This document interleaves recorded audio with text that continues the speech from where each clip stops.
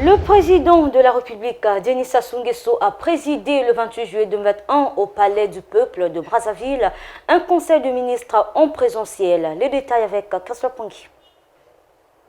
5 affaires étaient inscrites à l'ordre du jour de ce conseil des ministres.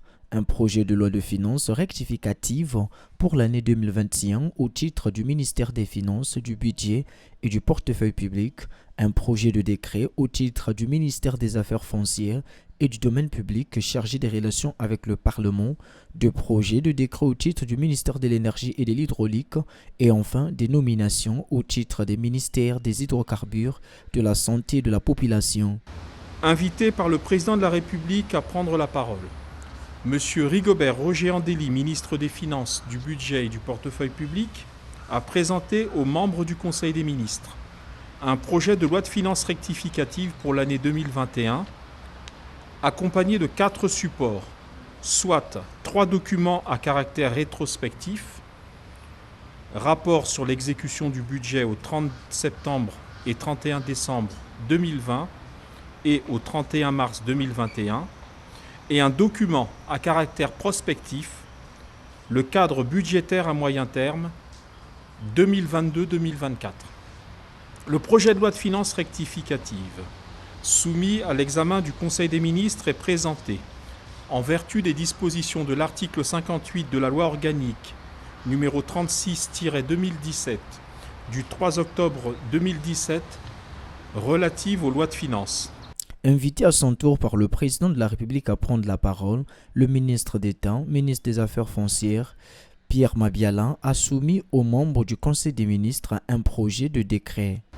Après la session de la Commission nationale de reconnaissance des terres coutumières dans les départements visés, certaines familles ont, conformément à la loi numéro 21-2018 du 13 juin 2018, fixant les règles d'occupation et d'acquisition des terres et terrains, ainsi qu'aux dispositions des arrêtés respectifs pris sur cette base, ces familles ont été reconnues propriétaires terriens. Cette reconnaissance est assortie de l'obligation pour le mandataire général de chaque famille terrienne de procéder à l'immatriculation des terres coutumières reconnues par l'État. Honoré Saï, ministre de l'Énergie et de l'Hydraulique, a aussi soumis 2 projets de décret à l'attention du Conseil des ministres. Le premier projet de décret porte approbation du contrat de concession entre l'État et la société AXA Énergie Compagnie Congo. Dotée d'une puissance installée de 50 MW, lors de sa mise en service en décembre 2002, la centrale électrique de Djeno, située à Pointe-Noire, est à l'arrêt depuis novembre 2013.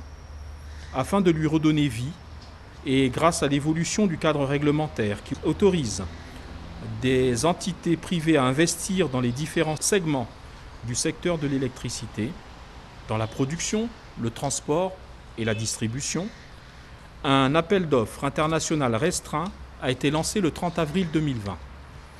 AXA Énergie Compagnie Congo, filiale d'une société de droit turque, a été retenu comme adjudicataire, avec pour mission de réhabiliter les 2 turbines de 25 MW chacune, puis de porter la puissance installée à 100 MW. La capacité de production de vente au terme de la concession qui durera 30 ans représentait au moins 80% de la puissance installée. Au titre des mesures individuelles, le Conseil des ministres a procédé aux nominations suivantes. Pour le ministère des Hydrocarbures, Directeur général des hydrocarbures, M. Steve Simplice Onanga, diplômé de Master en Petroleum Engineering. Ministère de la Santé et de la Population, Directeur général du Centre hospitalier et universitaire de Brazzaville, Professeur Thierry Raoul Alexis Gombe, médecin, enseignant-chercheur au CHU et à l'Université Marien-Gouabi. Directeur général de l'hôpital général Edith Lucie Bongo Ondimba Doyo. Médecin-colonel Jean-Raoul Chocolat. Chirurgien, directeur des hôpitaux. Directeur général de l'hôpital général de Loandjili. Madame Plaza Nekumba Mouladi. Directeur général de l'hôpital Adolphe Cissé de Pointe-Noire.